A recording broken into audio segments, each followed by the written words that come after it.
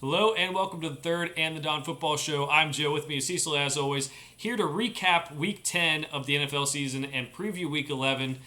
First of all, before we get started here, Cecil, how was the honeymoon? How was your week? How are you doing? The honeymoon was great. It was interesting to be completely unplugged from the world.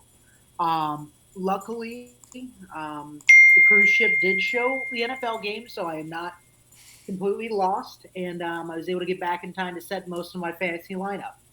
Even though NFL, these European games are really trying to make sure that I have as little time as possible to make lineup changes, but that's okay.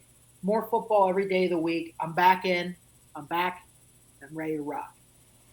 There we go. Don't go to Well, Honduras. don't go to Honduras. We had not Cecil Walker, as we called him, Ben Hendricksville, in last week. We're glad to have Cecil back this week. He's going to do a little bit better on his picks. He's going to know a little bit more about gambling than maybe Ben did. That's always good to know. Let's get it started with our recap, Cecil. We have the Thursday night game that was one to forget. We have the Bears beating the Panthers 16-13. Justin Fields was still out for this one. I don't want to talk about this game because it was boring as heck and stupid to watch. But Deontay Foreman had a good game. You know, the Bears kind of they played a team that they traded their draft pick to, or they got a draft pick traded to them by, so like it didn't hurt them to win this game. Cool for them. They win 16-13. Yeah, that's really all there is. This is a really terrible Thursday night game. Like literally the worst of the season by far. Luckily, the Bears did a good job of making sure the Panthers lose another game in their hunt for the number one overall pick. Like you said, Deontay Foreman's really done a good job. He's really come on since Khalil Herbert got injured. Uh, the Bears will be happy to have Justin Fields back. Let's just say that. The Tyson Badgett show is over. As much as it was fun for that Raiders game, other than that, I mean, they aren't very good. Not saying it's Tyson Badgett's fault necessarily. It's just they just don't have that much talent. He's not an elite quarterback. I'm not saying he can't be a backup in this league or spot start a couple games. I'm not saying that there could be a career there. I think he's demonstrated enough. He should stick around the NFL. But ultimately, I'm not saying you're going to Super Bowl with Tyson Badgett. Yeah, I'm with you on that. Also, got to note that Bryce Young still struggling, but they got to give us some help next year. Offensive line, some more receivers. Adam Thielen's is leading receiver this year. That's not going to work out long term. We might have a very short recap portion of this show. See, this Sunday was not the greatest. I mean, Thursday wasn't great. Sunday wasn't the greatest either. So we'll get it started with the game in Germany. The Colts beat the Patriots 10-6. The European fans are really getting great football over there. Gardner Minshew, 194 yards and an interception. Jonathan Taylor scored a touchdown. The interesting thing here is the Colts controlled it the whole way, even at a 7-3 and 10-3 lead and everything.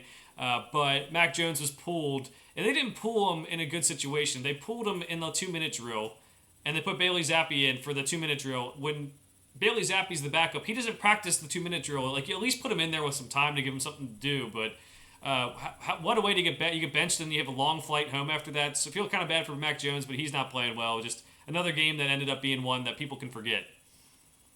Right. Yeah. It's a very. I mean, I feel bad for. I mean, both games in Germany have not been that great. The Dolphins Chiefs game had at least more potential than this. This was a dumpster fire. That's really what it was. You're right. The Colts had control.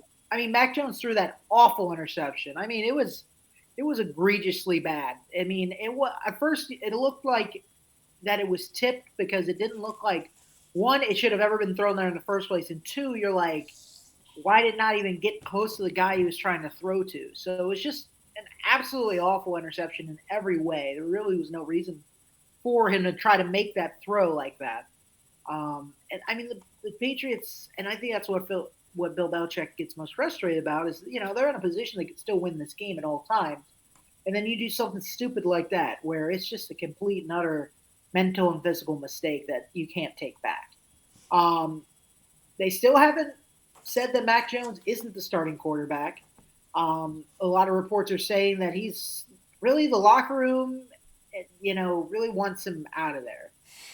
Um, I mean, how much does that actually mean? None of us are in there. You hear these reports. Somebody somewhere said they don't like Mac Jones. And I mean, I believe it. I think he's gotten in a lot of trouble with a lot of the cheap shots and stupid stuff he's done. He's very immature.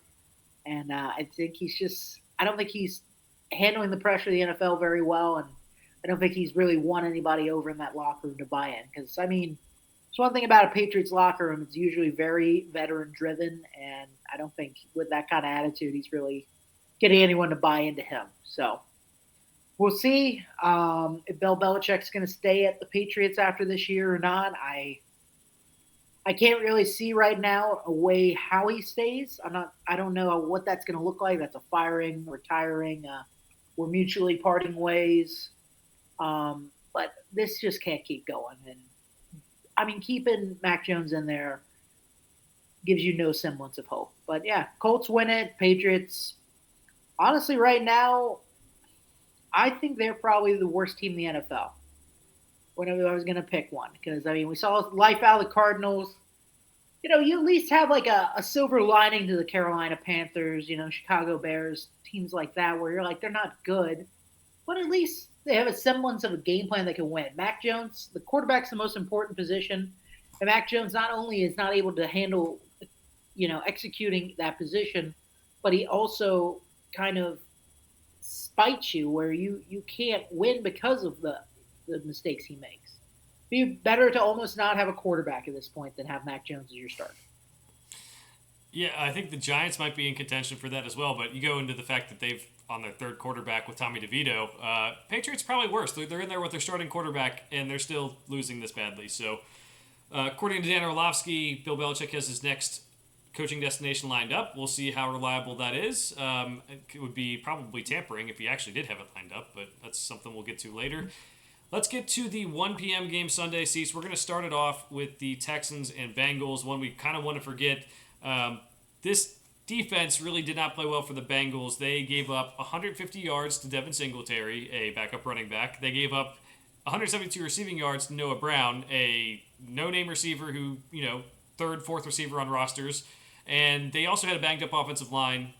Now, the Bengals started off well, and then they gave up that lead because the defense just kept on giving up yards. And at the end, it looked like the Texans had it won, and then C.J. Stroud threw a pick, and the Bengals had a chance to come back, and Tyler Boyd dropped the ball that was in the end zone, allowing the Bengals to kick a field goal, tie it up. Texans went down the field and scored a field goal to win the game. The Texans are good, Cease, so this is not a loss you want to have if you're the Bengals. No, it's not a good loss, and it's one where honestly it can come back to haunt them depending on how the Texans keep playing. C.J. Stroud, I think, has officially arrived in the NFL. Between this game and the game prior against the Falcons the week before, I mean, he looks good. He's buying time in the pocket. He's making mostly smart decisions. Obviously, that one in the fourth quarter, he definitely wishes he had back. He's a rookie. I mean, considering the rest of the game, most NFL teams will take it over what most teams are getting out of their quarterbacks these days. So C.J. Stroud looks by far the best of the young quarterbacks right now. And yeah, I mean, the Texans have, I mean, you look at this team, they play the Jaguars twice still. And we'll get to the Jaguars games here in a minute, but they haven't looked great. And I mean, the Texans really do control their own destiny. I never thought I'd say the Texans have a shot to win the AFC South, but they really do. If CJ Stroud plays near this level, Tank Dell is a speed demon out there. Devin Singletary's not good, but honestly, he never really got a fair shot in Buffalo. And Dameon Pierce, they basically have, he's hurt now, but they were starting to really go away from Dameon Pierce because he wasn't really able to do much either. So, I mean, I think this Texans team, a lot of it is just discovering who they are and just instead of just holding on to players who weren't producing, making people that can actually do marginally better improvements at the position, even if they're not elite. The other big thing that I take away from the Texans is Miko Ryans has really made that Texans defense something to look at, which is an amazing turnaround in literally half a year because that team complete dumpster fire in all facets last year. The defense wasn't amazing first thing this year either. It's taken time, but I mean, they look good. I mean, they limited the Bengals a lot of the game, and they kept pressure and they covered really well in the secondary as well. So, D'Amico Ryans is doing well. I mean, right now, if that team makes the playoffs, should be coach of the year. That's my honest opinion. I mean, we're talking about an absolute turnaround here. But good for the Texans. The Bengals, I mean, it's extremely frustrating. A lot of drops happened. The offense really sputtered in the middle of that game. They could get nothing going. Jamar Chase pretty much only got involved a couple times. He's been injured. People got hurt. People were hurt, which sucks. And I'm not going to make that excuse. The reality is they should have won this game. Um, I don't think it should have been a blowout the way I was nervous about this game before this game started. Not because I think the Texans are just like a team people overlook and things of that nature. I think it's just the Texans are an underrated team in the NFL, based off of years and based off of them being a young team. But they're getting better each week, and Bengals should have won it. They had opportunities to win it. But at the end, CJ Stroud, they were beating the Bengals by a lot until CJ Stroud threw that interception. And it's unfortunate. It sucks. The Bengals probably were looking towards Baltimore on Thursday night this week. But you can't, it's a one game a week kind of league, man. It's any given Sunday. If you want to write the Bengals off because of this, I don't think that's correct. I've seen the Bengals teams in the Joe Burrow era lose against way worse teams, the Mike White Jets, if anybody remembers that from 3 years ago, and they went to the Super Bowl. So they're 5-4, the same thing. Heck of a schedule in front of them, just like it seems to have been every year so far as well. It comes down to, the season basically, postseason kind of starts this week, this Thursday, tomorrow night in Baltimore, for the Bengals, because that's what it's going to take. It's going to be a gauntlet, but I think they can rise to the occasion. But yeah, Texans are a better team than people think. The Bengals, I'm not super worried about them. They're still a playoff team to me. It's hard to say if they're going to win the division. Again, everything kind of hinges really on tomorrow night if they have a shot, barring some kind of collapse within the division, some of the other teams within it. The only other big thing of note in this game to talk about is Trey Hendrickson just basically hyperextending his knee. Thank God it wasn't more, because, it was a free accident. No one did it on purpose. It's just like the ultimate cherry on top in this game was watching in the final play just a literal domino effect of people falling down to literally having someone just fall into the back of his knee where he wasn't even expecting it, so it just collapsed. Like, I hope he is okay enough and it doesn't affect him the rest of the season. Hopefully it won't.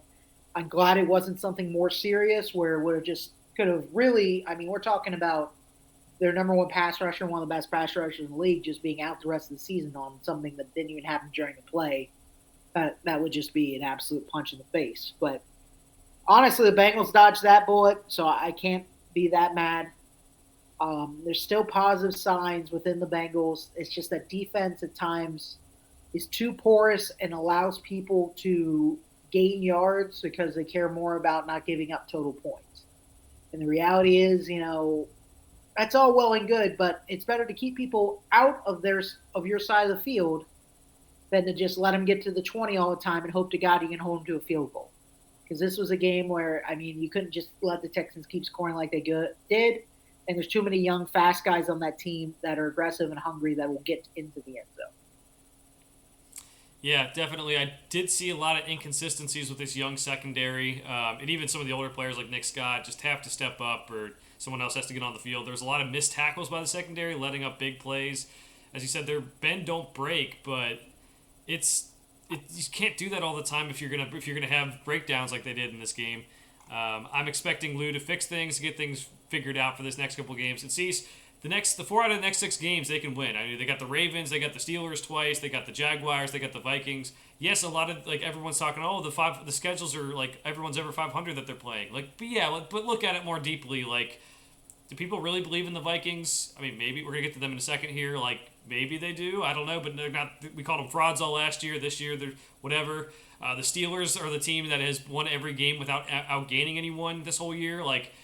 They get credit for being above 500, but this schedule being tough is not the hey, we're not playing the Chiefs and then the Cowboys and then the Eagles back to. They can still get something done with this schedule, which is why even if they lose Thursday, the division's probably gone, but they can still make the playoffs and make a run if they just stay focused after that. All right, so we'll move on to the Vikings. The Vikings win 27-19. Josh Dobbs wins his second game with the Vikings as quarterback, just running all over the field, scrambling around, doing a great job. He's taken the power of Creed to a whole nother level. He keeps on posting TikToks of hired by Creed with his highlights. It's amazing. Josh Dobbs is doing great. We have Jameis Winston getting in this game because Derek Carr got hurt. He threw 2 touchdowns, 2 interceptions. The most exciting quarterback in football. I don't care what anyone says. You have that type of thing going around. That's just fun. Michael Thomas gets hurt. Alexander Madison gets hurt. But the Vikings are on a roll, Cease. They really are, and couldn't say that maybe they're better off without Kirk Cousins somehow magically.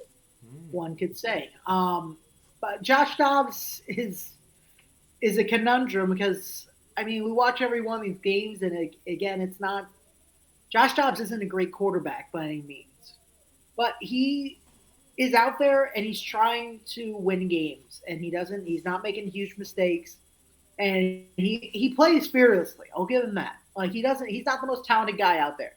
But that guy plays with no fear, and that's huge. You know, when you're not a franchise quarterback, I mean, this is how you can play as a quarterback because the reality is like you're just there. Like it doesn't really matter. You know, the team doesn't really care if you get hurt. Like you're out there to just win football games. That's your job, and you don't have to worry about what about 2 years from now if he has this deficit. They don't care, and you just got to go out there and prove yourself because you're fighting for your NFL career ultimately. Love the hire. Just keep that going. Always. It has become a universal battle cry for those who truly believe in the power of football and sports in general, as we can see. But there is a lot about this Vikings team not to like still. The running game, still absolutely terrible. The receivers, Jordan Addison has come on, and obviously they have Justin Jefferson who's trying to come back. Defense is still bad. It's not good. Somehow they're one of the better fantasy defenses. Not 100% sure how that keeps happening, but they're staying in football games. They're playing not really that great teams, and they're able to win them because they're playing teams that should end up around 500. And when you play a bunch of teams that are right around 500, it's a dice roll. It doesn't really matter because everyone has their own agenda on that team because there's functional problems. Somebody's hurt. There's a lot of things that are just disorganized, and it's hard to really glean if somebody's good when they beat up on a bunch of teams that are going to be 7-9 or 9-7 or 6-10. Like the difference between all those records is really not that much. But ultimately, it's just there's a lot the Vikings need to do and show me before I go they're going to have any shot. Will they make the playoffs? I mean, there's a real chance right now. The wild cards are nobodies. You got the Eagles or Cowboys will be a wild card, probably the Cowboys at this point. And then outside of that, I mean, I guess probably the Seahawks. And then besides them, I mean, it's not going to be anybody from the NFC South. I mean, it really is just like they could just mosey on in there. Yeah. Like it's that simple. Like they could easily be the 7th seed for the NFC. I would never pick them in a million years to beat any other team that is going to be in the NFC playoffs, not by a long shot. But they can make it. I don't know. That's honestly good for the franchise ultimately, because being the 7th seed that has no shot of actually winning anything is not really a good look for your franchise. I know people want to embrace, hate people tanking and hate things like that, but your team is going to be in a much better position in 2 years to actually win something and make a deep playoff run. If they don't make the playoffs versus them making it at 9-7, being the 7th seed and getting crushed by probably, I mean, right now the 2 seed would either be probably the 49ers or the Detroit Lions.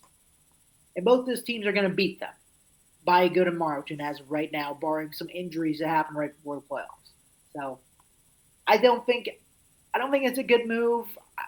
I don't know what the Vikings GM is trying to do. If he's just trying to prove how good they can be, but the reality is they need a new quarterback. If they make Josh Dobbs their quarterback in the future, which should not happen, I don't think that's their plan either. But if that happens, it's going to be the same situation year in and year out because this team is not good enough in its current form. It wasn't good enough for Kirk Cousins. There's too many holes on the defense, and they don't have a running game. And those are two big difference makers between a average NFL team and a good one. Yeah, the positive, because you're right, they're a middle of the pack team, and that's not good enough to get a new quarterback. It's not good enough to get that high pick to really jumpstart that franchise. Is they found a coach, Kevin O'Connell, the last 2 years. I mean, we can talk about frauds last year. We can talk about this year starting off slow. Done a great job, but especially in the situation, at least they have that going for them. They can maybe do the rebuild with him over the next couple of years and see how things go. All right, so the next one up, we have the Steelers beating the Packers 23-19. This was a game that Jordan Love threw 2 picks. Christian Watson got heavily criticized for not fighting for the football. Jalen Warren had a more of a backfield split. He was named the starter, but had a backfield split with Najee Harris. So a lot going on there. End of the day, Steelers get the win. That's the most important thing. Wasn't an impressive win. That's how they do it. They just kind of grind games out. And the Packers are bad. Yeah, again, it's like the Steelers. You want to talk about a team that are. It's hard to call them frauds, the Steelers, but because everyone kind of knows they're not good. Right. Like it's a very weird. Like the Vikings, people were like, no, the Vikings are good last year. This year, it's like the Steelers have a good record, but it's against no one. Like they beat the Browns when and because Nick Chubb got hurt, all that stuff happened. And while the Browns were good early in the season, and that was a good win. But again, it was a lot of like their defense comes alive and just makes timely turnovers, and they just out. I mean, basically, you're right. How many times have they outgained anybody this year on offense versus the other team's offense? I don't think so. Like that's insane to me. Like hats off to the Steelers defense. They're great. Mike Tomlin is a great coach. As much as I hate the Steelers, I give credit where credit's due. They're really good. Their offense is really, really bad. Like it's like when you see a touchdown drive out of Kenny Pickett and Najee Harris and Jalen Warren, you're almost like, I can't believe this is happening. Like that's how bad their offense is. Their offense, you almost go, are they going to score a touchdown on offense, or God forbid somehow they get 2? If they get 14 points, I'm usually going, okay, Steelers defense get them really good field position. They got it like the 40-yard line. That's the only way I think, because this offense is not capable of doing an 80-yard drive downfield. It just isn't. They're running, honestly, Jalen Warren and Najee Harris have gotten better as the season's gone on, comparing to the horrendous start of the season they had. So, I mean, their offense has gotten marginally better, but the reality is Kenny Pickett not doing much of anything.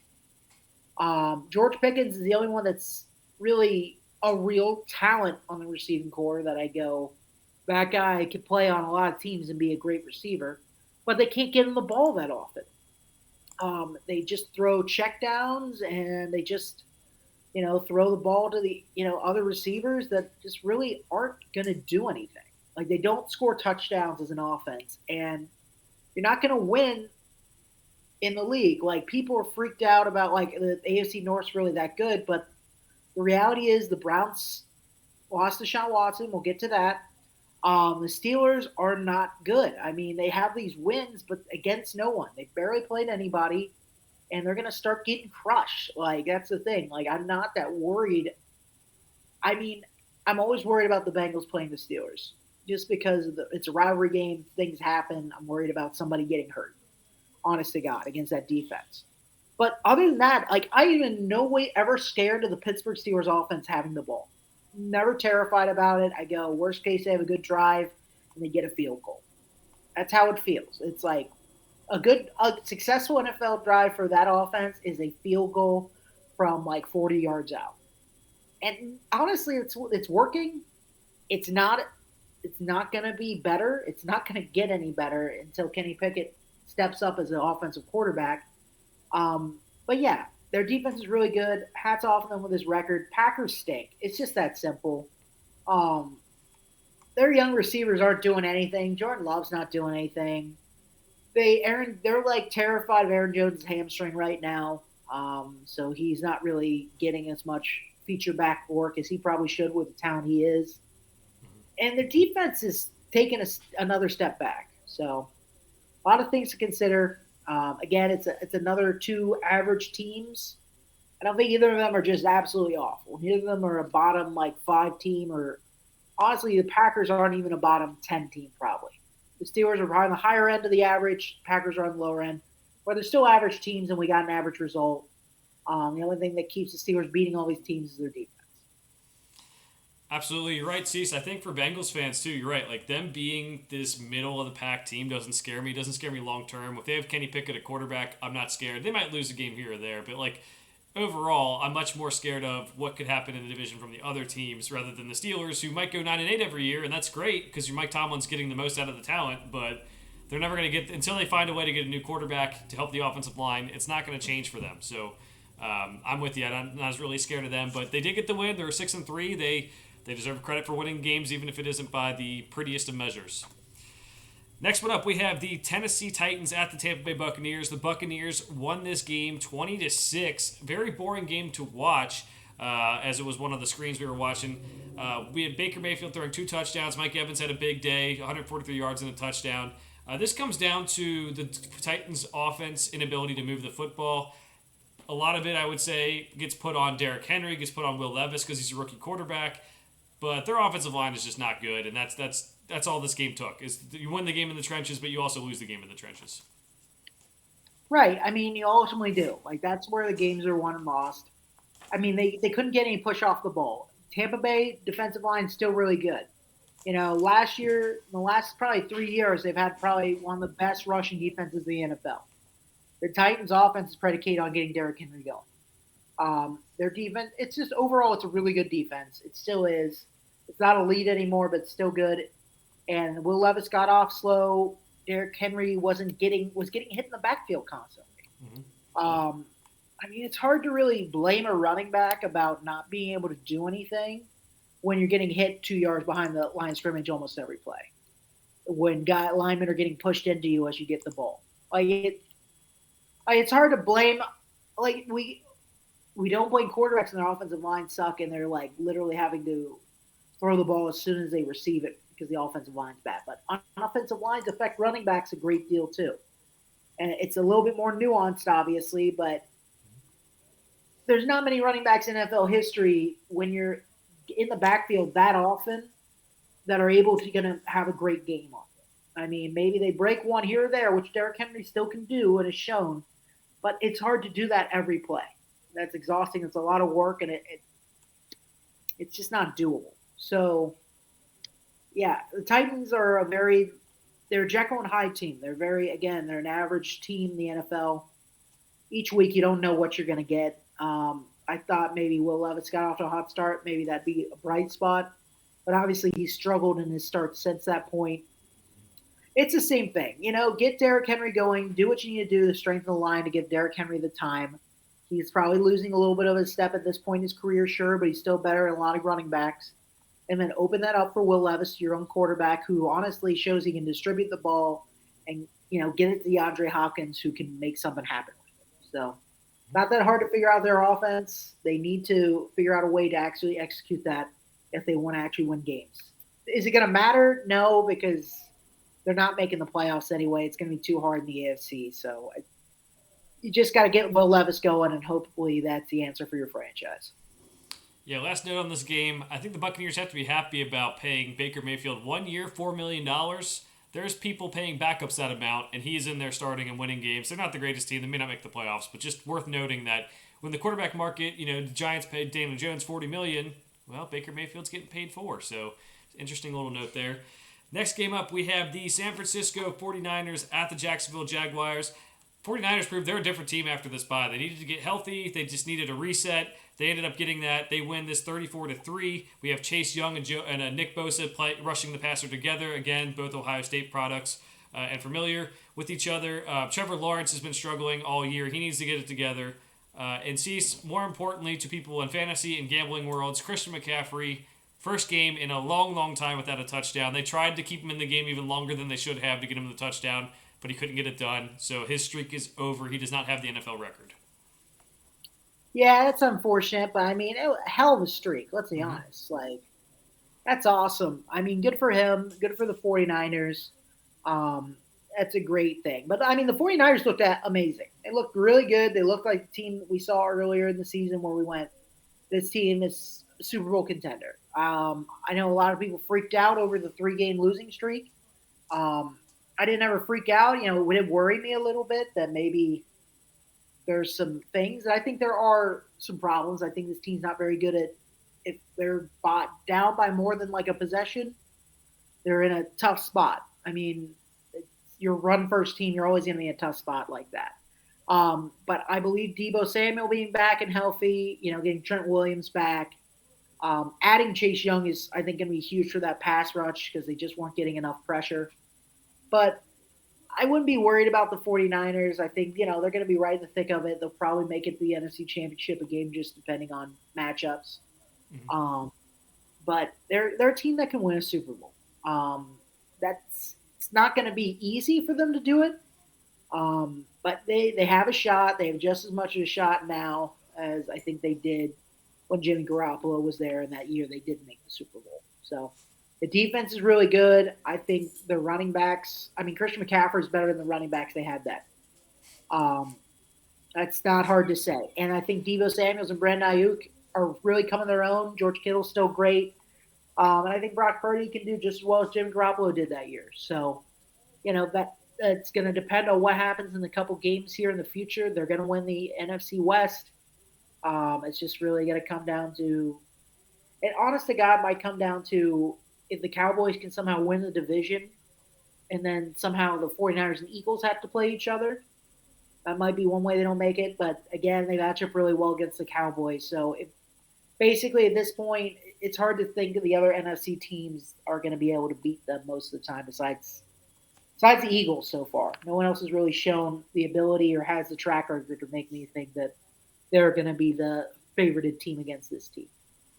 Jaguars are awful looking. I mean, Trevor Lawrence, they just got, there's games where they just get beat up on. They're inconsistent. And that comes down, like you said, it comes down to Trevor Lawrence most of the time. Because the defense has holes, and they're doing the best they can. They've upgraded the receiving core. They've got good weapons. Travis Etienne's been playing really well.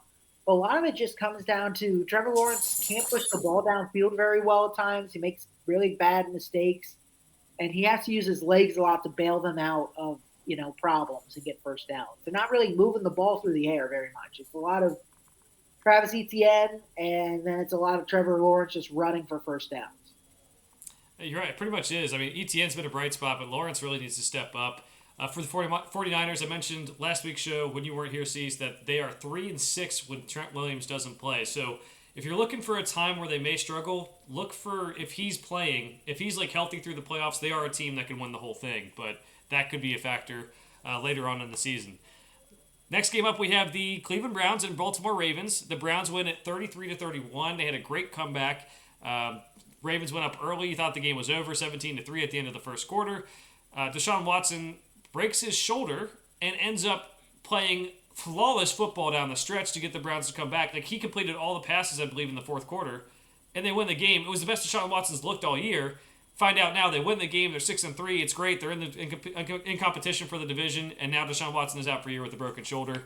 He wanted to play, apparently, and get injections in his shoulder to play throughout the year, but they said if you got hit one more time, it could fall apart. So while we were ragging on him for not being tough enough to play through an injury before, this is different. He is out for the season. The Browns just went from a team that, could maybe go to the playoffs to now it's P.J. Walker. It's going to be tough. Not that Deshaun Watson was playing that well, but it's still going to be tough with a backup quarterback. It's going to be tough. It's also going to be tough for the team to, I think the biggest thing here, because again, like you said, they've been playing and winning games with backups, with Deshaun Watson not playing very well. It's really going to be up to that locker room to believe they can win. I know that's a lot of Gen Z manifesting, it sounds like. But the reality is, the culture in that locker room has to be strong, and they have to have resilience right now. They have a great defense. They really do. An absolutely stunning, good defense. The offense, it's a piece of work. But they've been able to somehow stay in games enough. Kevin Stefanski's been able to scheme it enough for them to be in games till the end of the game and try to win it. And it's worked out a lot. This Ravens one, I can't believe that pick six happened. To really let the Browns back in this game. I mean, that fourth quarter was ridiculous. I just sat there and I went, I literally was like, there's no way. I mean, this game's over. And then the Ravens just, they shit the bed. It was really that simple. And, I mean, the Browns, yeah, I mean, at the end of this game, I didn't know Deshaun Watson was hurt. I'm like, I guess, the Browns are really in play to win this division. The way the Bengals are playing, the way the Ravens just played, I mean, they've already got a win on us. This could be a huge thing. But no Deshaun Watson, it's still a downgrade. Like, I don't like Deshaun Watson. You and I both talked about it. We don't, personally and on the field, I just don't think he's really shown he's that good. Showed flashes in this game, but he's out, and it's hard to really believe that they're going to be able to lean on PJ Walker to get him through the rest of the year. They got 11, what? They're 9 games in. They got 8 more games left. They really need to win probably 4 of them to make the playoffs, 3 to 4, depending on who they win and not. I mean, I think they could still make the playoffs right now. They play the right team in the divisional round. The defense dominates. They could advance, but they're not going to. They're not going to win a Super Bowl. It's just, it sucks. I didn't think they were with Deshaun Watson anyway, but it's a nice gut punch after a huge comeback from behind win against the team leading division. So I actually feel bad for the Browns for once. Don't feel bad for Deshaun Watson, but feel bad for the team because, again, it seems like there's a chance midseason the Browns could be something or, make the playoffs, and then something happens. Most of the time it's self-inflicted by the front office, but this time for once, it's just unfortunately fate. So I'm sorry to you Browns fans out there. Ravens fans, I mean, this is a pivotal game you blew for no reason. You could have pretty much, if you won this game and you won on Thursday, you had the division virtually locked. Now you were going to win this game. Now you lost at the last second. You, in a very unconvincing fashion. You're on a short week of playing Cincinnati, a team that you beat before barely with a quarterback who was not anywhere near healthy. So it'll be an interesting matchup. We'll get to that. But Ravens fans, now just like the Bengals wasted a golden opportunity, the Ravens did even more so because that L is also within their own division, which is that tiebreaker is probably gonna come into play at the end of the season. Absolutely, and also we talked about it. Like the Ravens, we were starting to get belief in them being like maybe the best team in the league or one of the best teams in the league. And we always said like they just drop games they shouldn't. They lose to bad teams. This is one where they lost to a team that was banged up. I mean, they had injuries on the offensive line. Nick Chubb's out and everything, obviously for the whole year. But they threw this game away basically. This is one where you kind of like the back of your mind that you're kind of like, maybe we can't believe in the Ravens as a Super Bowl contender as the best team in the league. And for the Browns, you're right. Like, we just feel bad for the injury luck, feel bad for the fans that, the reasonable fans, not the ones that we run into that bark in our faces, but the reasonable fans who maybe just wanted something good this year and it just doesn't seem like it's going to add up after a good start. We'll go to the 4 p.m. game, Cease. We have the Cardinals beating the Falcons 25-23. It was Kyler Murray returned to the lineup. He has a game-winning drive for the Cardinals to get them he got up a game-winning field goal. He looked really, really good in this game for a guy who hadn't played in a while. He did throw an interception, but otherwise looked good. We have Bijan Robinson getting red zone touches. This is new. Arthur Smith evolving, maybe letting the fantasy football players shame him. And then we had Desmond Ridder back into the lineup because Taylor Heineke got hurt. Ultimately, it doesn't matter. They're going to be getting a new quarterback next year, so who cares? But the Cardinals win. Tank mode might be off for the time being because Kyler Murray looks like he's too good to tank. Yeah, Kyler Murray knows he's playing for his job too. It's a reality. If he doesn't win games, they're going to get a new quarterback because they're already so far behind the draft order. The Falcons, I mean, yeah, congratulations, Arthur Smith. You used Bijan Robinson in the red zone. You used probably your best offensive weapon for the scheme that you choose to run because you refuse to use anybody else besides running backs. You decide to use your all-star talent at running back to score touchdowns. I applaud you. I could have figured that out at like my first Madden game when I was 8 years old. I could have figured out Bijan Robinson has a higher overall grade than these people. I'm going to run an HB power, halfback power all day with this guy until somebody stops me. But, some people like throwing the ball. I mean, especially in Madden. Everyone loves throwing. Running's fun, but, you want to be able to throw the deep shot. Everybody wants to be quarterback deep down. Um, but I mean, Arthur Smith just again, Drake London barely did anything. Kyle Pitts barely did anything.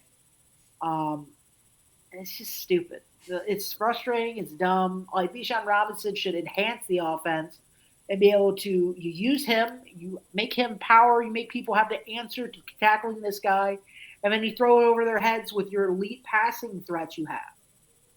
They don't do that. They then go, all right, I've run a lot with Bijan Robinson. Tyler Algier is going to get 10 carries now. Nobody cares about Tyler Algier. Nobody in any lineup is going to go, oh my gosh, is that Tyler Algier? We got to throw guys in the box or this. And they're not worried. Honest to God, they're not worried about play action because they know Arthur Smith will continue to use Tyler Algier and Cordell Patterson. So I hate this Falcons team. I hate Arthur Smith. He should not, honestly, at this point, that guy should not be allowed anywhere near the offensive play calling. Like, that's fine. Leave him as head coach. I don't know why, but this is not a successful franchise right now. They don't. I mean, you got to find someone who at least is just. I just don't understand it. Like, somebody please make me understand why Arthur Smith would not use all these guys they drafted. If I was the GM of the Falcons, I'd be pissed. I'd be like, what was the point of me doing any of this if you're never going to use these people at all? So, very frustrating if you're the Atlanta Falcons fans out there. So, a lot of frustration this week. This is what I like to call frustration week for a lot of people because it just some teams won and it was a big celebration for them, but a lot of people are just sitting there on their television on Sunday just being like, man, my team looked like garbage for no reason. Well, I made a joke about deporting Arthur Smith last week. I'm sticking with it. I'm glad he used Bijan a little bit more, but we should deport him. It's not fair that he can just keep on. Oh, I don't care about your fantasy teams, and just not realize that yes, it's partially fantasy teams, but also like we're trying to get you to use your best players. It's kind of how football works, but. Nonetheless, they're a bad team. The Cardinals are a bad team, but obviously get Kyler Murray back, things might change. James Conner returned in this game too, so that obviously helps too. But we'll move on to the next one. See, so we have the Detroit Lions and I almost said San Diego. It's been 5 years. I almost said San Diego. Los Angeles Chargers. They'll always be San Diego to me. That's right. It should still be San Diego. The Lions win 41-38. They win. Cameron Dicker had Riley Patterson, Cameron Dicker is the Chargers kicker, had a last-second field goal to win this one. A lot of last-second field goals to win games this week. For the Lions, Jared Goff has moved up to the PFF number one quarterback in the league. He has deserved it. There's been some bad games, but overall had a good season. They've also finally have a mix of David Montgomery and Jahmyr Gibbs, and it works perfectly. Who would have thought? Just having both guys get carries, the smash and the dash, the power and the light speed guy. Who would have thought that could work out pretty well? 41 points for them. Chargers got down early, were able to come back because Keenan Allen had 2 touchdowns, 175 yards. He's been a fantasy football savior this year. Tough loss for the Chargers, especially in this tough AFC. But the Lions look like a wagon right now, Cease. They do. I mean, the Lions, they are a team that, they could be.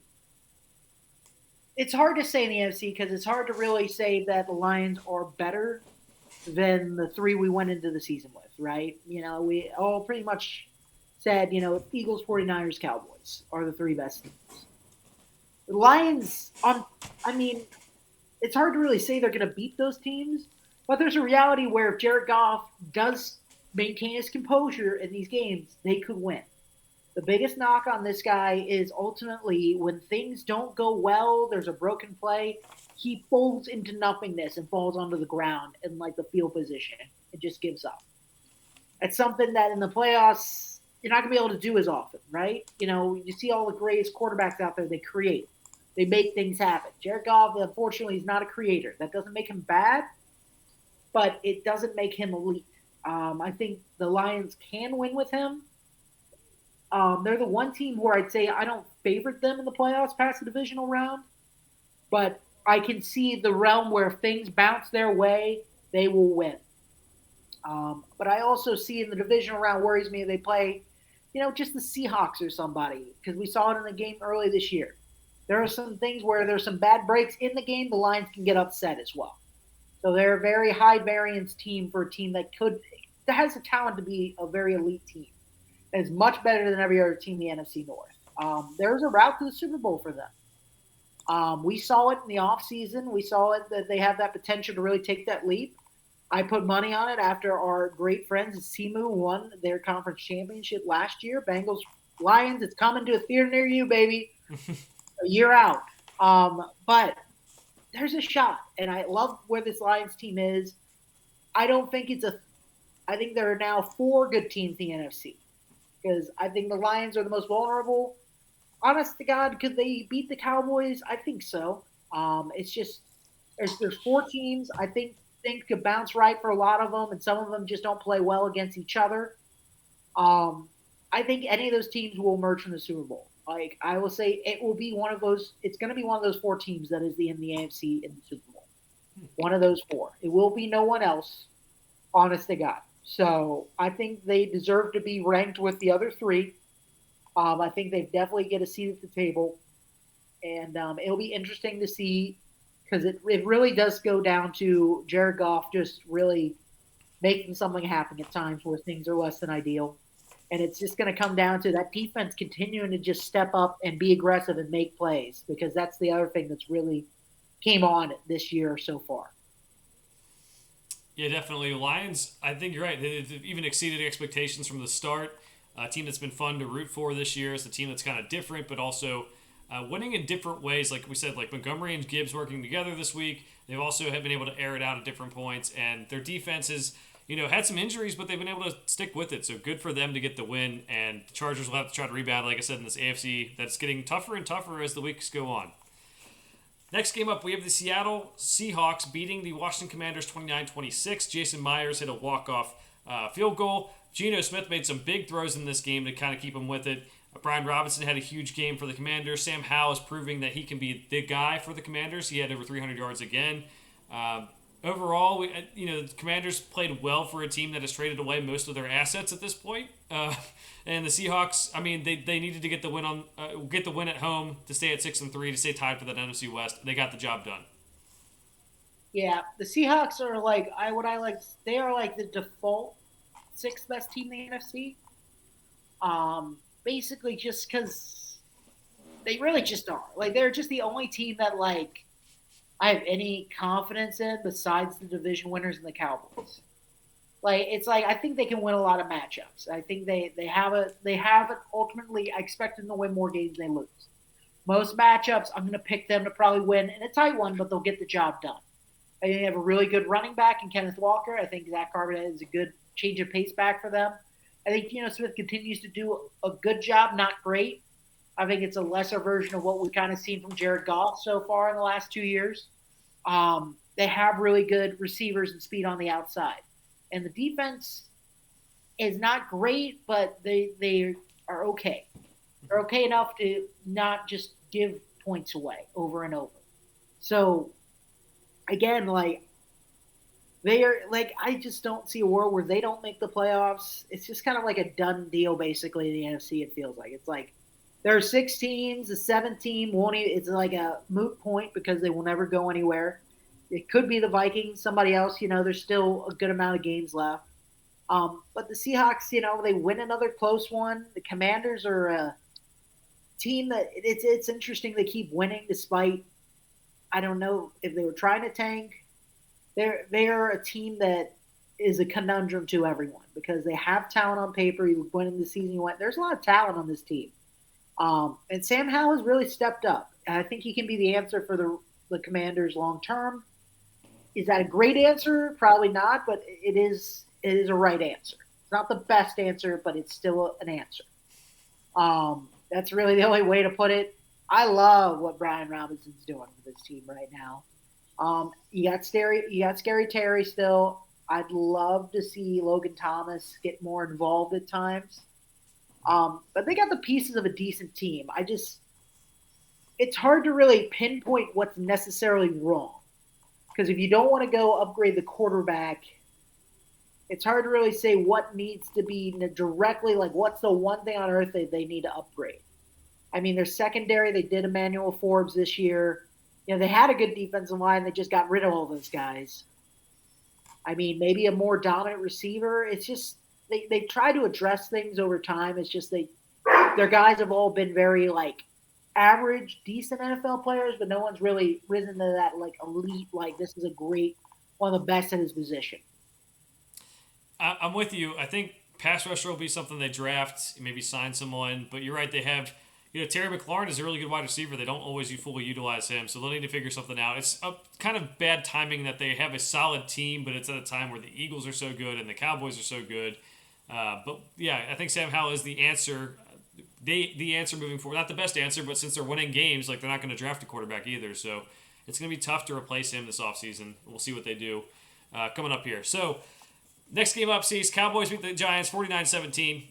Tommy DeVito is starting at quarterback for the Giants. It's awful right now. The team is awful. I got nothing. Like Dak played well. That's really cool. It looked like it was like 11 on 9 at some points. Like that's how bad the defense is, and Tommy DeVito just stinks. That's all I got to say about it. Yeah, I mean, you can't really expect much from. They got rid of Dexter Lawrence. Tommy DeVito's the starting quarterback who should not be starting anywhere. I feel bad for Brian Dable. And yeah, I mean, Dak did look good, but what does that mean against a team who's given up? So good for Dak. Cowboys are getting rolling, which is good to see. Um, but still, like they beat up on a horrible team. They beat up on the Giants twice this year. So if they could play the Giants every week, I'd say the Cowboys win the Super Bowl, but they don't.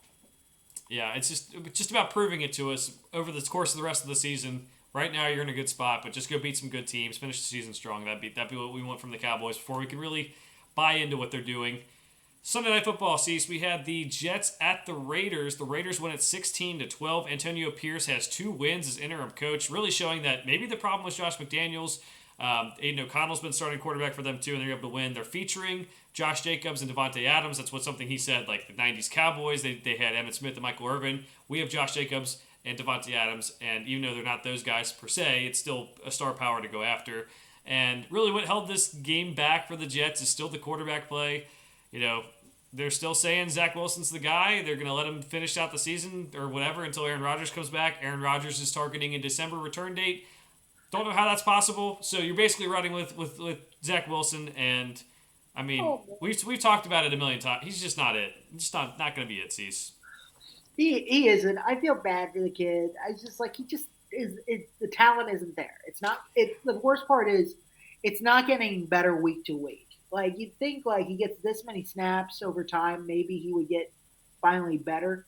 But he's not. He's just the same no matter what. I guess he doesn't throw 3 interceptions a game now as much, so that's good. He's cut down on the turnovers, so I'll give him that.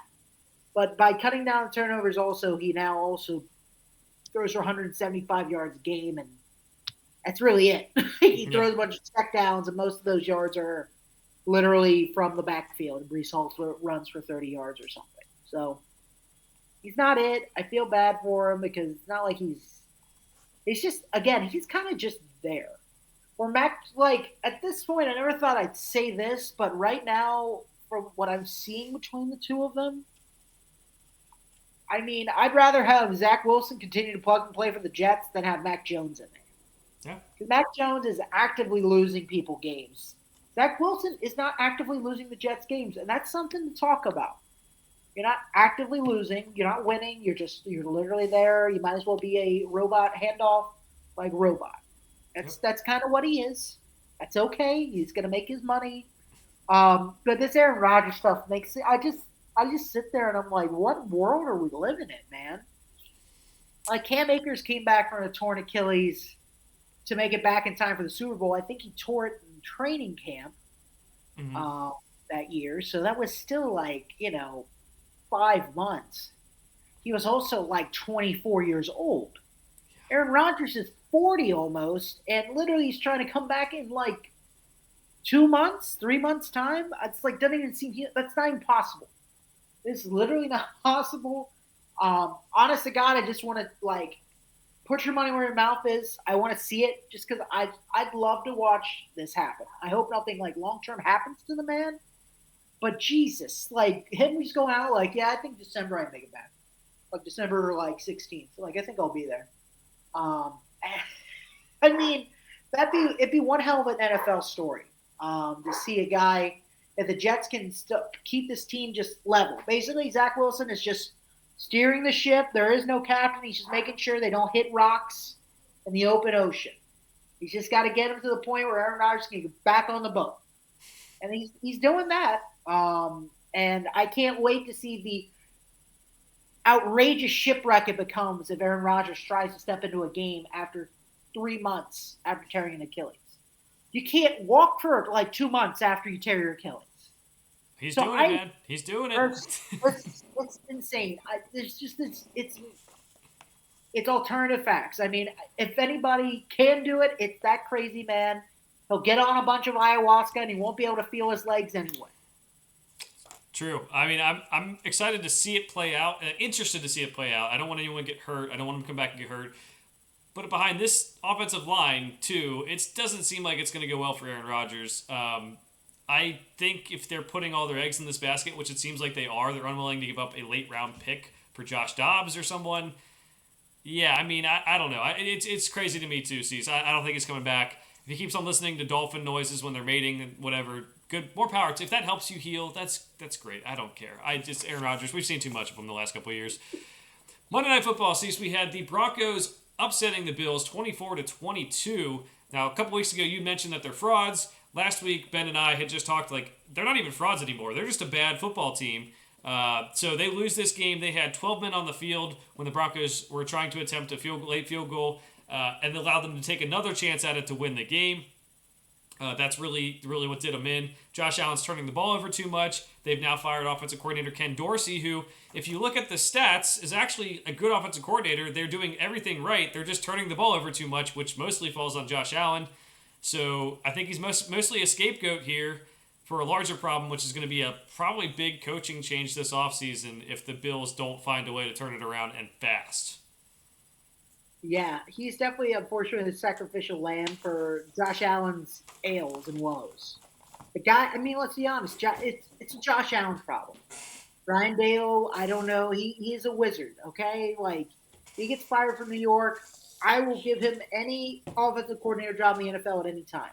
Because that man, he probably just screamed at Josh Allen enough that he just went, I will not throw this ball into triple coverage. I will not do it because Brian is going to scream at me. And it worked. It worked really well for 2 years. Yeah, Josh Allen now is just, he's, again, like, can be great. Absolutely great talent. But, man, he can do some stupid things. Just literally, he's so many interceptions. You can basically bet on him throwing an interception in every game. It's literally negative money now. It's not even money because it's just that obvious it's going to happen. That's not good. And especially good if you're considered a star of the NFL. And I think he is a star of the NFL, but it's just a very awkward place to be. He's not Brett Favre, because Brett Favre threw interceptions, sure. But not in the way Josh Allen does, where you just go, what the hell is that? Mm-hmm. Just throw the ball away. Just stop. Stop being up in games and just start doing crazy stuff like you're in the backyard where it doesn't matter and letting teams back in games. I mean, Sean McDermott's going to get fired at this rate. And honestly, I can't argue that he shouldn't. They have a great defense. They have great offense. Could they find a number 2 receiver besides, Stephon Diggs? Yeah, they probably should have done that by this point.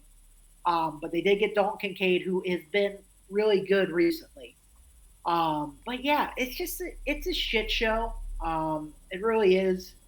And it's not good football. It's just a guy with a lot of talent making things happen regardless of what the scheme is. And it's not that the scheme's bad, he's doing it in spite of, it's just he's just doing his own thing. And it's not good. Bills might miss the playoffs. I mean, that's where they're at right now. The Bills are in real danger of missing the playoffs right now. They have no one to blame but themselves. They lost a game they should have won against the Jets. And this Broncos loss is, I'm sorry, I feel bad for Bills Mafia people, but that was one of the fucking funniest endings to a Monday Night Football game I've ever seen in my life. Like, the idea that you played so poorly the entire game, and then you literally going to win it by 1 point based off of people missing extra points and shit. And then literally they get the ball, you get pass interference like an idiot, 20 yards away from the end zone. The Broncos then play like loser ball and just try to kneel it down a bunch of times. And then at 40 yards, they literally miss the field goal, and you go, wow, what a bunch of losers. But then there's 12 guys, and it's just you sit there and you watch them count them on TV, and you see one dude that's literally just standing in the back, not even rushing anybody.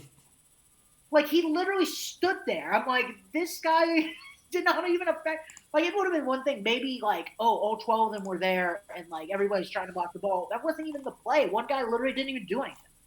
So, honest to God, and like what a meltdown! What an absolute like kick in the like you know you want to talk about like a punch in the face. That's a like if you're a Bills fan right now, you just got drop kicked in the face. Yeah. Like you were walking out of the bar going, all right, Bills win, and then they went, nope, we can't count. I don't know how the hell we can't count. I don't know how no one realized it. I literally don't get it. Like I am fascinated, and I mean, they don't deserve to make the playoffs at this rate. Straight up, like, despite all their talent, like they are a team that does not right now deserve to be in the playoff picture. They're going to be in the hunt regardless, but shit, man, like you're not going to win the AFC East at this point. The Dolphins win games, and they don't lose games like that. You're not a good team. You're definitely not an elite team if you do stuff like that. So, it is a rummage sale. It is a fire sale at the Buffalo Bills if you're holding on to that Super Bowl dream because my God, there's no excuse for what happened at the end of that game. There is not, and like I said, they're not a good football team right now. They can turn it around. They have talent enough to do it. It just doesn't seem like it's going to. So something to monitor there. And the Broncos, I mean, they're on a little bit of a roll here. We'll see if they can get going. Russell Wilson's playing a little better. Just maybe took some time for Sean Payton. Still not maybe taking them as seriously as contenders as maybe some Broncos fans will be, but that's all right. Let's get to our picks for the week, Cease. We're going to start off Thursday Night Football. The Bengals at the Ravens.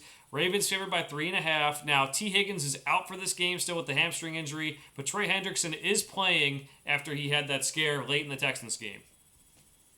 All right. Well, now that it's official, if Trey Hendrickson's playing, I'm going to say on a short week, I'm going to pick the Ravens at home, but I'm going to pick the Bengals to cover. You know, when it was 4.5, I might go like I was going to say if it was 4.5, absolutely the Bengals would cover it, but I'm going for it. I think it's going to be a game where we've seen this one a lot against the Ravens and Bengals. Ravens could very much be up by 4. They're going to be up by 4. Literally, it's going to be 4 points. Almost guaranteed that the Ravens will win this game because they will have scored a touchdown. The Bengals had settled on too many drives. At the end of the game, the Bengals will have to try to get a touchdown instead of a field goal, and they won't be able to because Ravens defense will shut down. I hope that's not what happens, but if we're assuming the Bengals lose, I don't think it's going to be a blowout, especially with Trey Henderson luckily being able to play. But it's just without T. Higgins, they looked not very great. And the Ravens play the hell out of the Bengals. I'll give them that. They play them hard. And they played them close every game. And I just think on a short week like this, the Bengals are coming off a lot of hard-fought games, week in and week out. I hope I'm wrong, but I got to pick the money line with the Ravens. But I'm taking the Bengals for the points. I'm taking the Ravens to win and cover. I don't think this is an end to the Bengals Super Bowl hopes, or even playoff hopes, I should say more so at this point. I think they can win some of these games coming up, especially when they get healthy. But I think this mini bye is important. So you play the Ravens a physical game, hopefully get out of there without any injuries and have extra time to prepare for your next game. But I think going into this game, Trey Hendrickson banged up. Only person who's been able to get pressure on the passer all season long. That's going to be huge. Secondary doesn't want to tackle this past week. What's the worst case for that? You play a team like the Ravens, who just always is physical. The Bengals can win. It just seems like when they don't have all three receivers available, the offense takes a huge step back. They had the scripted plays work last week, and they scored the first touchdown, and then it took them a while to get going, so that's what scares me here. So I'll take Ravens to win and cover. Don't think it's the end of the world for the Bengals. I do think having a Thursday night game now actually maybe helps them long term because they need to get things right with some extra time after that. All right, Sunday we have the Dallas Cowboys at the Carolina Panthers. The Cowboys are favored by 10.5. Cease. Cowboys by a million, man. Cowboys are winning cover. I know Carolina has a decent defense, but man, the Dallas defense is going to eat Bryce Young for lunch, and they might have seconds by the time the game's over. So yeah, Cowboys are going to win this game, and they're going to win it by two scores. So 2 touchdowns. Give it to me all day. Cowboys winning cover for me too. The offensive line isn't protecting Bryce Young like you said, and the offense seems like they got something going here. It's just Panthers know they're going to be playing for a future years, not this year. So Cowboys winning cover. Next one up, Steelers at the Browns. Now this line started at 4 in favor of the Browns. It's down to 1 in favor of the Browns with the Deshaun Watson injury. Cease, where are you going? Man, talking about two teams that are basically bad and good in the same ways. Mm-hmm. I'm going to Steelers to win and cover, or win. I guess the upset here, in a basic pick'em. I just think the Steelers usually beat the Browns. It's the just no matter what, something happens. I think the Steelers are better coached. And I think that's going to be really the edge line. Is I think in the little gray areas that are going to be the toss up in this game, I think they'll be able to win. I think Kenny Pickett will be able to protect the ball more than PJ Walker is going to be able to. And I think without Nick Chubb, I think, this Kareem Hunt, Jerome Ford running back combo is going to start getting stuffed up a little bit more by Pittsburgh. If Pittsburgh could win that game against the Browns earlier in the year, I think they should win this one, sure, as well. Yeah, Steelers outright for me as well. I took that earlier in the week, but when the line was 4, I feel like they're a team that grinds out these games. They always are a thorn in the Browns' side. The Browns have offensive line issues, and what's the worst thing for that? T.J. Watt coming at you. So with everything else, especially with Deshaun Watson out now, Steelers are going to win this one, so I'll take them plus the points as well. We have the Bears at the Lions. This line has moved down a little bit. It is now Lions favored by 9. Yeah, I think a lot of people are worried about the whole it's a divisional game. Justin Fields being back, I guess, and kind of getting a chance to get healthy. I don't believe in that. I'm going the Lions to win and cover, especially now that it's 9 points. 10.5, I get worried, but 9, it's a touchdown, a field goal. It's either going to be a game where they win by that much, or maybe it's by 2 points. Like that's how these divisional games go. Err on the side that the Lions have been rolling. They've got a lot of people that are healthy now. I just don't think Chicago is going to have answers for it. So Lions to win and cover. Same thing here. They just seem like they're rolling on all cylinders. The Bears, they get Montez Sweat in. Maybe the defense gets a little bit better, but overall, I just think they just don't have enough to keep up with the Lions here. We have the Cardinals at the Texans. The Texans are favored by 5 at home, Cease. Yeah, you would have never really thought this line. You gave me this like week 2. But yeah, I'm going the Texans to win and cover at home. I just like what CJ Stroud's doing. I know Kyler Murray came back, but I think it's a road game for them. I think CJ Stroud's on a roll. That's what I'm going with here. I know Kyler Murray played decently well in his first game back, but I think just the Texans are firing all cylinders right now. I think their defense is playing really well. I think that'll give Kyler Murray a lot harder time as well at points. So I just got to go with the home team to win and cover. Same thing here. I mean, it's kind of getting to the territory where I kind of wanted to take the Cardinals with going up to 5. It started off at 4, but I think C.J. Stroud's on fire. He's proving what he can do, and the defense, D'Amico Ryans. I mean, I think that might be like the underlying reason why the Bengals lost that game this past week is he has this, as you said, defense playing just so well. So we'll go Texans to win and cover. We have the Las Vegas Raiders taking on the Miami Dolphins. Dolphins favored by 13.5 right now, Cease. Holy shit. I'm going to take the Dolphins to win, obviously. You know what? I'm going to take the Dolphins to cover too. Dolphins are a team that can beat up on teams that aren't playing super well. They've struggled against elite teams, but they put away bad teams. And the Raiders are shown signs of life. At least they're getting Devontae Adams, Josh Jacobs involved.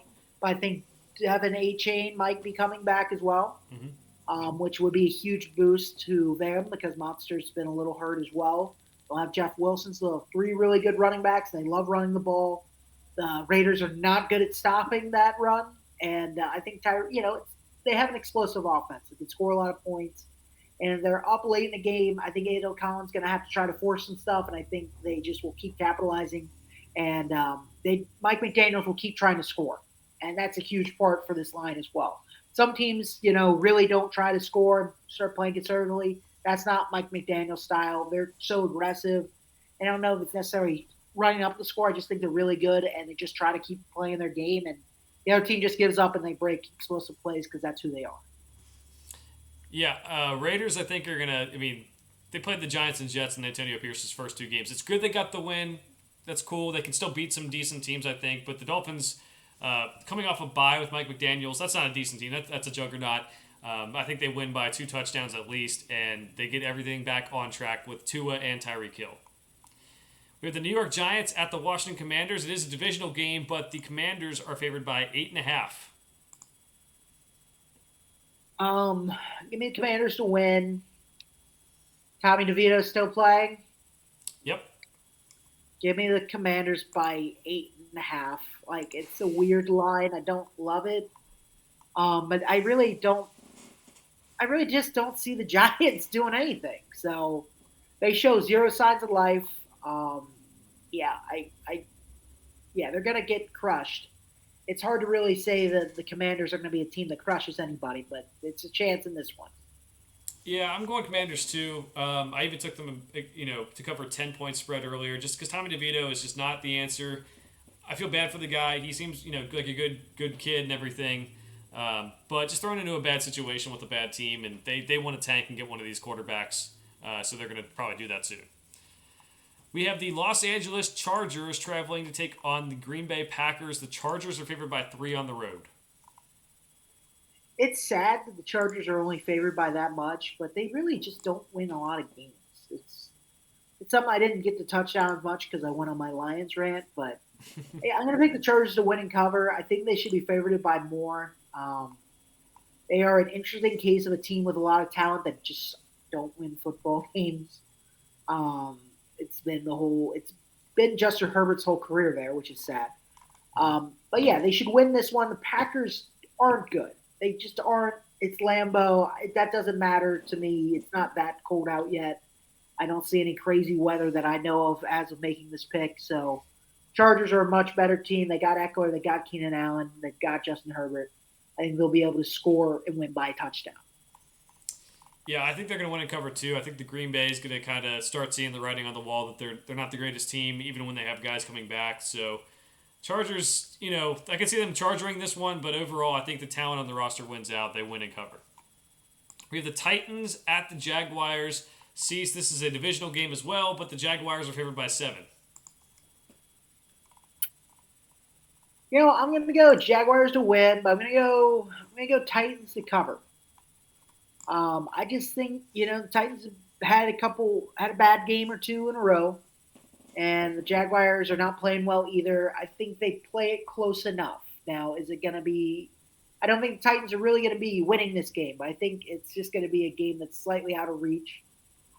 Tease this one. If you're in the same line of sight as me, I'm definitely teasing it up to 7.5 because it is right at that touchdown zone. I think this game will be decided by. It could be 6 or 7 points.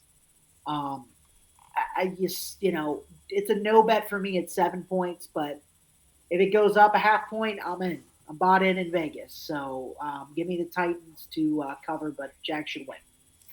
Same pick here. I'm taking Titans with the points, but Jaguars should win. They're at home. I think they rebound from that loss to the 49ers a little bit, but they're still not playing well enough for me to be like, they're going to blow this team out, even if it is the Titans. I think Titans are able to establish a run a little bit more, and I think Will Levis does still give them more offensive firepower than what Ryan Tannehill did. So take them with the points, but I'll take the Jaguars on the money line.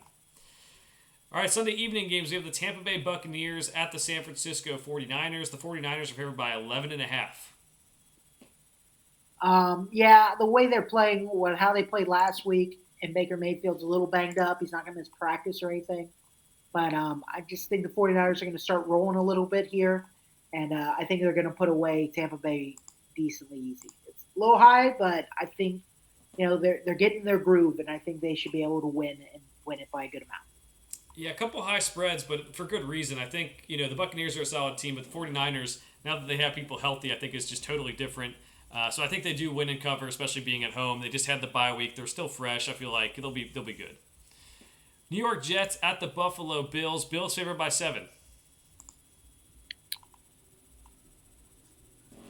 Bills to win. Um, I'm gonna say they cover because they should, based on what is on paper.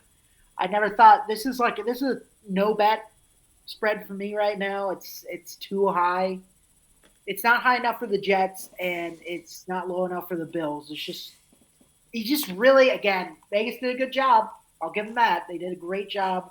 7 is right where this very well could be. Um, the Bills should beat them by 10 to 14 points, but it's just their offense. You can't trust the Bills right now. They are in the no trust zone. They are in the I don't cover or win anybody any money zone. So they are out. Cannot trust in the Jets. So when you go into a game like this and you can't trust either team to do anything because you have no idea who's going to show up, don't bet it. Or you're crazy and you go with the Jets money line. Yeah. Uh, with you on that, I got the Bills to win and the Jets with the points, though. Like you said, it's a good line. I don't know where I want to go with it. I think last time we had all the drama, the first time they played with Aaron Rodgers getting hurt, and the Jets still ended up winning that game. Yes, that was at home, but I think they'll be able to keep it close the way that the Bills are playing. It's still like a new offensive coordinator the week of the game, too. Like, I don't think that fixes the problems either. So I'll go Jets with the points with the Bills to win outright. Seattle Seahawks at the Los Angeles Rams, and right now this line is at 1 point in favor of the Seahawks. I guess they're really taking that game one of the season into account here. I think these teams are on two different journeys right now. I think the Rams started out hot and really have just fizzled out a little bit. It is a divisional game, so it's going to be close. So the line is definitely correct. It's kind of going to be a pick 'em, 3.23 to 2 to 4 point game. But I'm going to pick the Seahawks. I think they are a better team. I think the Rams got them on the front end. I think Pete Carroll and Geno Smith will kind of be more prepared this time for what they're going to throw at them. And I think the offense of the Charge or of the Rams is a little bit more of a known quantity right now that they can address. Yeah, I thought about Rams coming off that bye. Just, I feel like that's Sean McVay can get something going. But I'm going Seahawks to win and cover. I think, like you said, they know it's coming now from the Rams. They have some guy. They're getting things going. Kenneth Walker's fine. Jackson Smith and Jigba keeps on getting more involved in the offense. The defense has some really nice pieces, and Leonard Williams is joining them, obviously. So I'll go Seahawks to win and cover. Sunday Night Football. I would have said a couple weeks ago that they're crazy for having this one as a Sunday night game, but now things are different. We have the Vikings at the Denver Broncos, and the Broncos are favored by 2.5 at home. Give me the Vikings to win. Like I said earlier, I think Josh Dobbs just will play hard. They keep trying to find ways to win, and they keep scoring points. The Broncos, they've had very fluky wins. Like they're winning against Pat Mahomes, who probably was so sick he probably shouldn't have suited up the way he was actually playing. And then you have this Bills game that's just an absolute just shit show. I'll give the Vikings may not have the most talent, but Kevin O'Connell knows how to put together a game plan on offense and score and produce points. And I think that's something the Broncos have been able to capitalize on teams that are just not really good at game plan right now. They're just trying to make something happen. I think that's where they've really taken advantage as a defense on people. But when people have a solid plan to beat them, they don't really have a way to respond to it. Like they don't have an answer to when a team is better than them or can scheme better than they can. And I think Kevin O'Connell will be able to do that. That's why I'm picking the Vikings outright. I'm picking the Vikings outright because I hire by Creed. So that's all it takes is Josh Dobbs is playing well. Don't believe in the Broncos, but mostly hire by Creed. Eagles and Chiefs, the Monday night game we've been waiting for, cease the Super Bowl rematch. The Chiefs are favored by 3 at home right now. I've been thinking about this one a lot. I'm gonna go Eagles. here. I think they went outright in Arrowhead. My reasoning here is I just think that the Chiefs have less on offense than they did last year.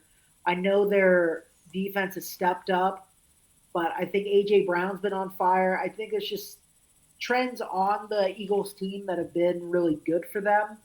And I just the Chiefs aren't like this world beater team right now. And I don't even feel like they pour it on like that at this point. It's going to be a good game, but it's such a, I have a feeling about the Eagles in this one. I think they get their revenge. I'm going with the Chiefs. Both teams coming off a bye here, so no real competitive advantage there. But I think they should be able to win and cover in this game.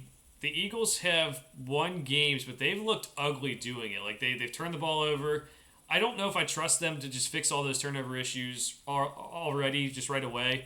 I'll believe in the Chiefs defense. I'll believe Patrick Mahomes, with especially off a bye week, maybe gets a chance to work with those receivers more and get things going. I'll take Chiefs to win and cover. All right, Cease, any final thoughts for the week? No, I'm excited for this Thursday night game. I'm hoping we're wrong. But other than that, back to the States to watch a nice NFL Sunday ticket Sunday with the boys, and there's nothing better than that. Nothing better than that. My turn to remind everyone to like and subscribe on YouTube, also wherever you get your podcast. Leave us a review. It could be 5 stars, it could be 1 star. You can tell us we suck, whatever. It doesn't really matter. Just let us know you're listening. That makes us feel great, and it helps us build for the future. For now, thanks for watching. We'll see you guys next week. See you guys.